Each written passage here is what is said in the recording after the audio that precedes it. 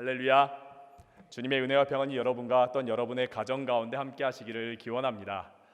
내일부터 추석 명절입니다. 은혜와 사랑이 풍성한 추석 명절 되시기를 간절히 바랍니다. 광고 사항 드리면은 새벽 예배는 계속 진행이 됩니다. 정상적으로 드리게 되고요. 금요 기도회는 가정에서 예배 드려 주시기를 바랍니다. 함께 말씀 나누도록 하겠습니다. 지난 2009년 4월에 서울 서초동 가정법원에 16세 소녀가 재판을 받게 되었습니다. 친구들과 함께 오토바이로 훔쳐 달아나다가 붙잡힌 나머지 16살 소녀는 재판을 받게 된 것이지요. 초범이 아니었습니다. 이미 이전 연도에 14번의 절도와 폭행으로 말미암아 여러 번 재판을 받았던 아이였습니다. 이 소녀는 이제 법대로 한다면은 소년보호시설 감호 위탁이라고 해서 부모님을 떠나서 시설에 들어가야 되는 처벌을 받게 되었습니다. 이런 상황 속에, 이런 무거운 상황 속에서 한 중년의 여성 부장 판사님이 들어오셨습니다. 김귀옥 판사님이셨습니다. 김귀옥 판사님은 소녀에게 이렇게 말합니다. 앉은 자리에서 일어나세요. 그리고 나를 따라 힘차게 외쳐보세요. 나는 이 세상에서 가장 멋있게 생겼다. 예상치 못한 이 재판관의 요구사항에 소녀는 깜짝 놀랐습니다. 그리고 당황했습니다.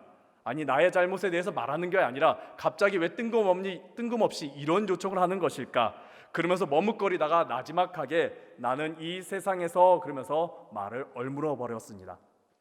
김기옥 판사님은 계속해서 말합니다. 이번에는 더 큰 소리로 나를 따라해보세요 라고 하면서 나는 무엇이든지 할 수 있다. 나는 이 세상에 두려울 게 없다라는 것을 따라하라고 했습니다. 소녀는 따라하기 시작했습니다. 그렇게 따라하다가 이 말에 소녀는 울음을 터뜨리고 말았습니다. 이 세상에 나 혼자는 아니다. 김기옥 판사님이 이 말을 하라 그러니까 소녀가 이 세상에 나는 혼자가 아니다라고 말하는 순간 그 소녀는 울음을 터뜨리고 말았습니다. 그러면서 김기옥 판사님께서 자신이 왜 이렇게 했는지에 대해서 그 재판장에 있는 사람들에게 말하기 시작했습니다. 이 소녀가 범행에 빠져든 그 가슴 아픈 사정에 대해서 이야기하게 된 것이지요. 이 소녀는 이전 연도까지만 하더라도 정말 어려운 가정 환경 속에서 열심히 공부하면서 성적을 상위권으로 유지했던 소녀였습니다. 꿈도 있었습니다. 간호사가 되려는 꿈도 있었습니다. 그런데 그 전년도에 귀가하는 길에 많은 남학생들에 의해서 비참하게 폭행을 당하고 말았습니다. 그로 인해서 그 소녀는 삶이 송두리째 바뀌어버리게 된 것이지요. 소녀는 후유증으로 병원에서 치료를 받았지만은 심리적인 고통과 그 상처로 말미암아 겉돌기 시작했고 학교에 적응하지 못하였으며 결국에는 비행 청소년들과 함께 어울리면서 범행을 저지르기 시작했습니다.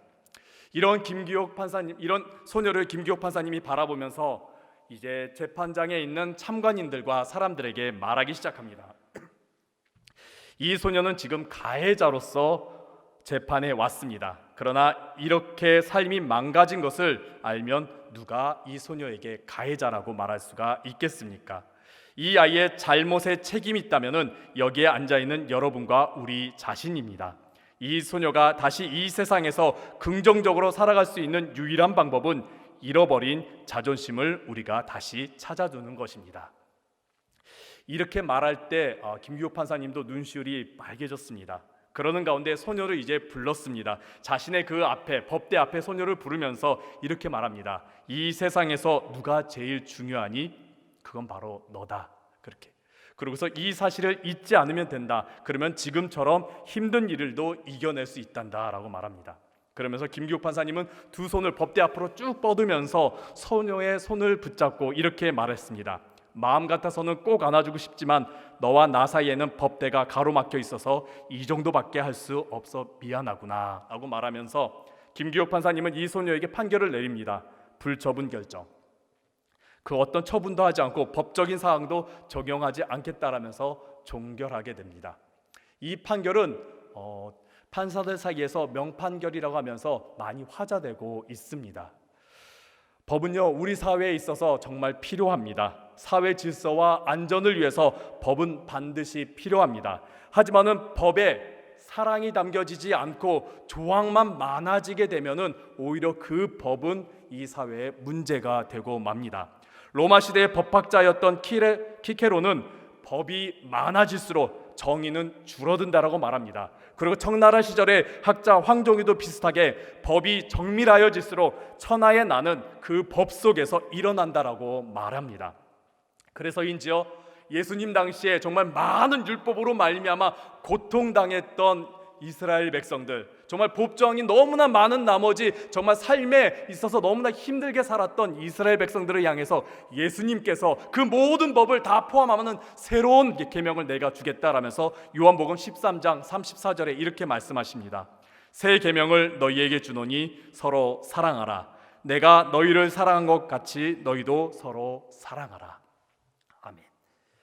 사도 바울도 이와 비슷한 말을 로마서에 합니다. 모든 계명, 모든 율법은 사랑 안에 다 들어갑니다 라고 말합니다. 이렇듯 우리가 살아가는 사회, 그리고 공동체, 그리고 우리의 가정은요, 예절도 중요합니다. 그리고 예법도 중요하고 전통도 중요합니다. 하지만 정말 중요한 거는 사랑입니다. 우리 가정 안에 사랑이 있어야지만이 우리 가정은 살아나게 됩니다. 그리고 우리의 공동체 안에 사랑이 있어야지만이 우리 공동체는 생명을 회복하게 된다라는 것이지요. 사랑하는 성도 여러분, 여러분은 사랑으로 회복된 경험이 있으십니까? 그리고 여러분의 사랑으로 회복된 이들이 있으십니까? 오늘 함께 여러분과 나눈 본문은 빌레몬서입니다. 사도 바울의 서신들 중에 가장 짧은 서신입니다. 하지만은 이 가장 짧은 서신이 가장 파격적인 내용을 가지고 있습니다. 빌레몬서의 내용은 여러분들이 알다시피 사도 바울이 빌레몬에게 요청하는 내용이 담겨져 있습니다. 그 요청하는 내용은 도망간 노예 오네시모를 다시 용서해주고 받아주어라. 그것도 그냥 노예로 받아주는 것이 아니라 주 안에서 형제로서 받아주어라 라고 요청하고 있습니다. 근데 이 요청이요, 우리가 봤을 때는 그냥 요청인가 보다 싶지만은 당시 로마 사회 속에서는 이 요청은 너무나 파격적인 것이었습니다. 당시 로마 제국에는 노예가 굉장히 많았습니다. 로마 제국의 사람들 중에 25%, 4분의 1 정도가 노예였다라고 불릴 정도로 굉장히 노예가 많았습니다. 그러다 보니까 노예는 당연히 필요한 존재들이었고 노예는 하나의 도구들이었습니다. 그래서 로마 시대의 사람들은 노예를 향하여 말하는 도구라고 불리기까지 했습니다. 이러한 노예가 당연히 필요했기 때문에 많은 제도와 많은 법들이 노예를 더 이상 자유롭게 하지 못하려고 노예제를 계속해서 유지시키려고 강력하게 만들고 유지시키고 있었습니다. 그렇기 때문에 당시 많은 로마 시민들, 또 로마 제국에 있는 많은 사람들은 노예제는 당연한 것이었고 또 노예제도로 말미암아 일어나는 모든 현상들은 당연한 것이었습니다. 심지어 그리스도인들조차도 이 노예제도에 대해서 그렇게 비판적이지도 않았습니다. 그리고 노예 해방 운동도 그리 나타나지도 않았습니다. 그만큼 로마 제국 안에서 노예제도는 당연한 것이었습니다. 이러한 사회 구조 속에서 오네시모는 주인에게 손해를 입히고 도망친 노예였습니다. 법대로 한다라면은 오네시모는 재판을 받고 죽을 수밖에 없습니다. 만에 하나 주인이 너무나 자비로워서 너무나 선하여서 그러한 노예를, 도망친 노예를 용서하여 줄지라도 노예에서 벗어날 수는 없었습니다. 이런 사회 구조 속에서 사도 바울의 편지를 받은 빌레몬은 어떠했을까요? 빌레몬은 로마 시민의 부유한 자였습니다. 로마 시민으로서 많은 것의 혜택을 가진 자였고 로마의 법을 당연시 여기며 그 법 안에서 누리고 있는 자였습니다. 그러한 빌레몬이 사도 바울에 의해서 주어진 편지, 도망자 노예 오네시모를 용서해라, 그것도 형제로 받아주어라 하는 그런 내용을 받았을 때 어떠했을까요? 그게 순전히 받아질 만한 내용이었을까요? 당시 사회 구조 속에서 굉장히 파격적인 내용이었기 때문에 빌레몬도 심각하게 생각했을 것입니다. 더욱이 이 빌레몬서는 빌레몬 개인에게만 보낸 편지가 아니라 함께 있던 가정에 있는 사람들, 그리고 공동체에 있는 사람들이 함께 읽었기 때문에 가정과 공동체에 있는 사람들은 아마 생각했을 겁니다. 아니, 빌레몬이 정말 사도 바울의 요청을 받아들일 수 있는 것인가? 그러한 생각을 아마 가졌을 것입니다. 빌레몬서가 굉장히 짧은 서신임에도 불구하고 그 안에는 여러 가지 생각할 것들, 신앙인으로서 그리스도인으로서 생각할 것들이 너무나 많았습니다. 단순히 오네시모를 용서하는 것, 그것만 담겨져 있는 것이 아니라 그 안에는 원수를 사랑하라, 계속해서 용서하라. 그리고 주 안에서 모두가 다 형제다, 모두가 다 하나다, 그리고 내가 낮은 자로서 섬겨야 한다라는 그 예수님의 말씀들에 대한 실천이 담겨 있었던 것이죠. 내가 정말 세상대로 살아가야 되는 건가? 아니면 정말 말씀대로 살아가야 되는 건가? 이 당연한 법을 내가 그냥 무시하고서 예수님의 말씀대로 살아가야 하는 것인가? 라는 그런 심각한 고민에 빠져드는 것이 바로 빌레몬서입니다. 그래서 빌레몬서의 무게는 결코 가볍지가 않습니다. 빌레몬은 정말 예수님의 말씀을 따라야 하는가, 아니면 내가 세상대로 살아야 하는가, 그런 고민 가운데 놓여 있게 된 것이지요. 근데 사도 바울은 빌레몬이 당연히 자신이 요구한 그 내용을 따라줄 걸로 믿었습니다. 빌레몬이라면은, 내가 알고 있는 빌레몬이라면은 당연히 내가 지금 요구하는 이 오네시모를 용서하는 것, 그것도 형제로서 받아주는 것을 당연하게 여길 거야, 당연히 그것을 따를 거야 라고 여겼던 것 같습니다. 그 내용이 오늘 본문 가운데 나타나져 있습니다. 우리 함께 7절에 있는 말씀 함께 읽어보도록 하겠습니다. 함께 읽겠습니다. 형제여, 성도들의 마음이 너로 말미암아 평안함을 얻었으니 내가 너의 사랑으로 많은 기쁨과 위로를 받았노라. 아멘. 사도 바울은 말합니다. 너로 말미암아, 너의 사랑으로 말미암아 내가 지금 기쁨과 위로를 얻었다. 너의 사랑이, 너의 사랑의 실천이, 너의 사랑의 모습으로 말미암아 내가 지금 기쁨과 위로를 얻는다. 더불어서 너의 그 모습이, 너의 그 사랑의 모습이 골로새 교회 성도들의 마음을 평안케 하고 있다라고 말합니다. 사도 바울은 빌레몬서에서 빌레몬을 향해 쓸 때마다 빌레몬은 사랑이 풍성한 자, 사랑의 실천을 하는 자, 예수님의 사랑을 가진 자로서 말하고 있습니다. 즉 사도 바울은 빌레몬이 예수님의 사랑을 품고 그 사랑을 실천하는 자이기 때문에 지금 이 오네시모를 당연히 용서하고 받아주고 형제로서 받아줄 것임을 지금 믿고 있는 것이지요. 당시 사회로서는 이해하기 힘들지만은 빌레몬은 예수님의 사랑을 가졌기 때문에, 예수님의 그 아가페, 그 헌신적인 사랑을 가졌기 때문에 빌레몬은 오네시모를 용서할 거고 또 오네시모를 형제로 받아줄 것임을 사도 바울은 믿고 있었습니다. 이러한 사랑, 우리에게 지금 필요한 사랑이 아닐까요? 그리고 이 추석 명절 우리가 이 사랑으로 우리의 가족을 만나야 하는 것은 아닐까요? 빌레몬의 사랑은 어떤 사랑입니까? 주변에 있는 사람들에게 기쁨을 주고 위로를 주는 사랑입니다. 그리고 그 사랑으로 말미암아 많은 사람들이 평안함을 얻는 사랑입니다.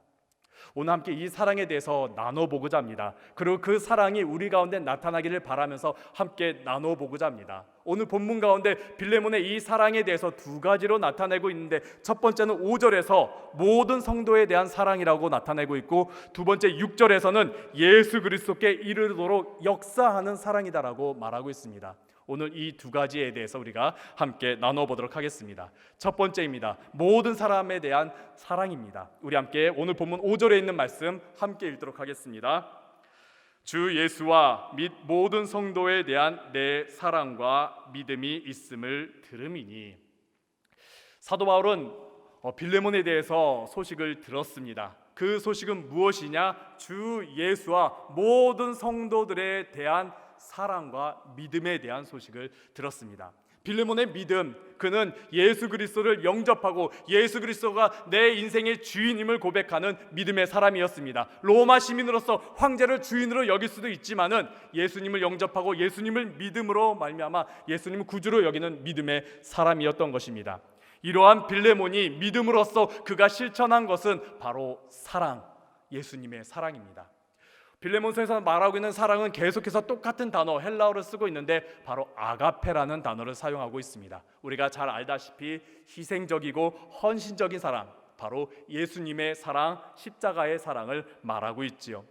이러한 십자가의 사랑, 이러한 아가페, 그 희생적이고 예수님의 사랑은 차별을 두지 않습니다. 구별을 하지 않습니다. 모든 사람을 사랑하기 때문에 오늘 본문 속에서도 그냥 성도들, 그냥 일반적인 성도들을 말하는 것이 아니라 모든 성도들을 사랑하고 있음을 말하고 있습니다. 이 모든 성도 안에는 차별이 없이, 계층의 차별이 없이, 나이의 차별이 없고 성별의 차별이 없고 또한 종족과 그 다음에 질병 유무의 차별이 없이 모든 사람을 사랑하고 있습니다. 더불어 그 안에는 노예도 포함되어져 있는 것이지요.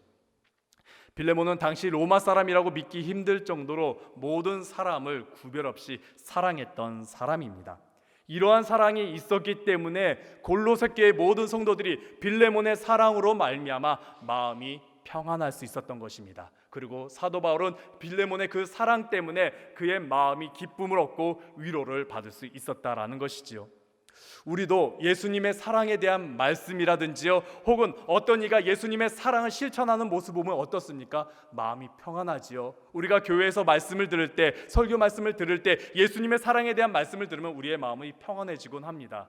예수님께서 나를 사랑하신다, 예수님께서 나를 인도하신다, 예수님께서 나를 돌보시고 나와 함께 하신다라는 말씀을 들을 때 우리의 마음은 참 평안합니다. 더불어서 예수님의 사랑의 실천의 모습, 나눠주고 베풀고 섬기는 그 모습을 볼 때 우리는요, 시기 질투하는 것이 아니라 마음 가운데 평안함을 느끼게 되지요. 이러한 사랑이 우리 안에 있어야 될 줄로 믿습니다. 특히 내일부터 있을 추석 기간 가운데 이러한 사랑으로 나아가시기를 간절히 바랍니다.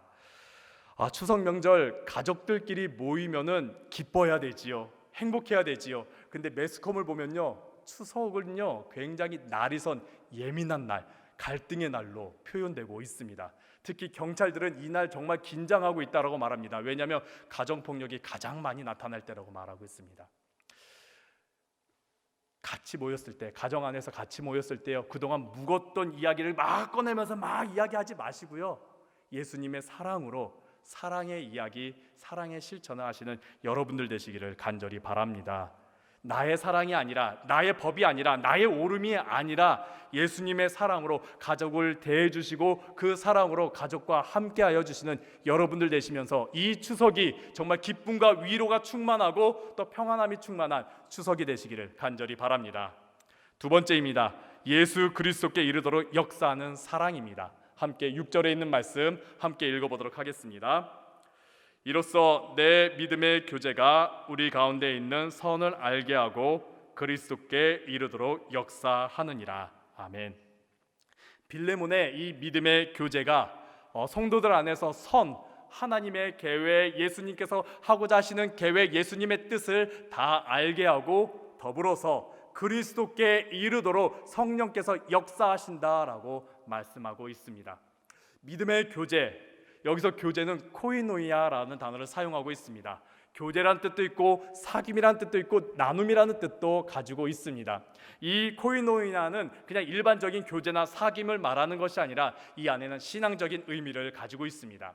사도행전에서 이 코이노이아라는 단어를 사용할 때 그 교제는 어떤 교제냐? 서로가 자신의 것을 다 나누고 그리고 함께 사용하고 함께 소유하는 통용의 모습을 나타내고 있습니다. 그러면서 한 식탁에 모여서 함께 성만찬을 하면서 함께 먹을 것을 나누면서 함께하는 식탁 공동체를 의미하고 있고, 또 함께 예수 그리스도의 복음을 전파하고 예수 그리스도의 복음을 전하는 일에 참여하는 그러한 교제로 나타내고 있습니다.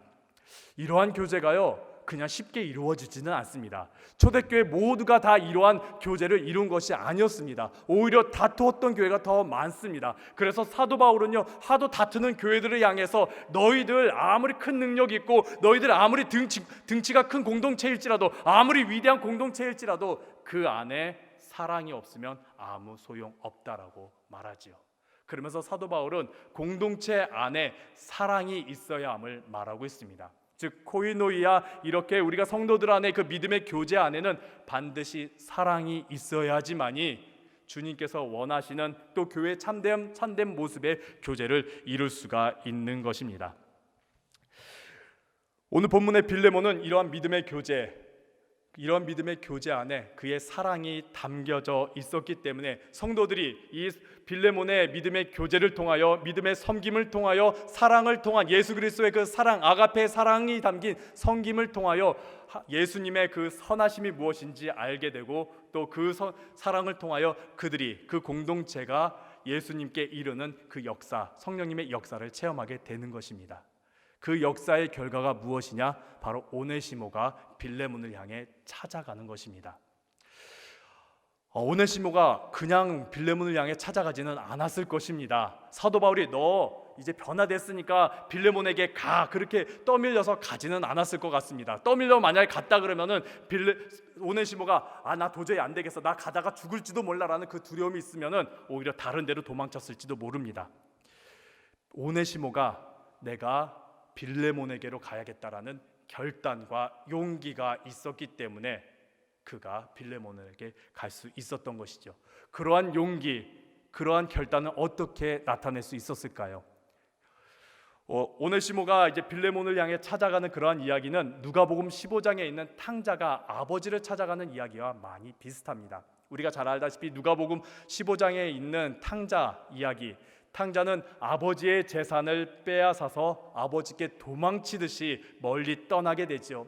그러다가 어떻게 됩니까? 아버지께로 돌아가려고 하고 있습니다. 그렇게 아버지께로 돌아가려고 할 때 그 내용을 보면은 아버지를 기억하면서 아버지와 함께 있었던 일들을 기억하면서 내가 아버지 집으로 가야겠다라고 말하지요. 도대체 아버지의 어떤 것을 기억했기 때문에 그럴까요? 탕자의 비유에서 이야기하고자 하는 내용이 무엇입니까? 바로 기다리고 있는 아버지, 기다리면서 항상 사랑하고 있는 아버지, 사랑하는 그 아버지의 모습을 나타내고 있는 것이죠. 그렇기 때문에 탕자는 아버지의 사랑을 기억하고 그 아버지의 사랑을 알기 때문에, 그 사랑을 붙잡았기 때문에 아버지가 나를 용서할지 안 할지는 모르겠고 어쨌든 아버지의 집으로 가야겠다라고 그가 여긴 것입니다. 마찬가지입니다. 오네시모가 빌레몬에게 향해 갔던 이유는 빌레몬이 그동안 보여주었던 사랑의 모습, 믿음의 그 교제의 모습, 그리고 그 안에서 나타내는 정말 사람들을 평안케 하고 기쁨과 위로를 주는 그 사랑의 모습을 오네시모가 기억했기 때문에 그래, 내가 빌레몬에게 가야겠다. 이것이 하나님의 안에 있어서 예수 그리스도 안에서 선한 것이기 때문에, 옳은 것이기 때문에 내가 빌레몬에게 가야겠다라고 결단했을 것입니다. 오네시모는 빌레몬에게 가면은 당연히 용서받을 거라는 기대는 하지 않았을 것입니다. 어쩌면은 재판을 받아 죽었을지도 모릅니다. 하지만 그러한 것은 중요한 것이 아니라 자신이 빌레몬에게 가는 것이 바로 선한 것임을 그는 알았기 때문에 빌레몬에게 간 것이죠. 그리고 이 모든 것에 일하는 것, 이 모든 것을 이루시는 것은 바로 성령님의 역사라는 것입니다. 그래서 6절 가운데 있는 나타나는 말씀, 믿음의 교제, 그 빌레몬의 사랑의 그 모습이 바로 선을 나타내게 하면서 동시에 성령님의 역사 가운데 예수 그리스도 안으로 이끄는 그런 역사가 일어나게 된다는 것입니다. 그렇기에 우리가 법이라든지요, 아니면 우리가 생각하고 있는 신념이라든지요, 우리가 가지고 있는 잣대를 가지고 사람을 대하시지 말고 사랑으로 나아가시는 여러분들 되시길 간절히 바랍니다. 법대로 나아가시는 것보다, 내가 생각하는 잣대로 나아가는 것보다 사랑으로 우리가 이웃을 대하고 자녀를 대하고 공동체를 대할 때 그 안에 생명이 넘치게 됩니다. 유명한 미국의 목사님 중에 아이언 사이드라는 목사님이 계십니다. 이분이 교회에서 회의를 주관하고 계시는데 회의가 잘 진행되지 않았던 것 같습니다. 좀 어려운 가운데 있게 되자 한 청년이 손을 번쩍 들면서 이렇게 외칩니다. 법대로 합시다, 법대로 합시다. 사람들은 그 말을 들으면서 수긍하면서 그래, 법대로 합시다, 법대로 합시다, 그렇게 동의하는 가운데 아이언 사이드 목사님은 다음과 같이 말했습니다. 여복의 젊은이, 법대로 하기를 원하는가? 만약에 하나님께서 법대로 자네를 다루셨다라면은 자네는 어떻게 될 것 같은가? 자네는 벌써 지옥에 가 있어야 할 것이 마땅할 것일세. 법대로 한다라면은 우리는 살아나는 게 아니라 사망 가운데, 죽음 가운데 빠지게 됩니다. 하지만은 사랑은 우리를 살립니다. 그리고 그것이 바로 예수님께서 원하시는 방법이고, 예수님께서는 사람을 살리시기 위하여 옳은 것이 중요한 것이 아니라 사랑이 중요함을 우리에게 나타내 주셨지요.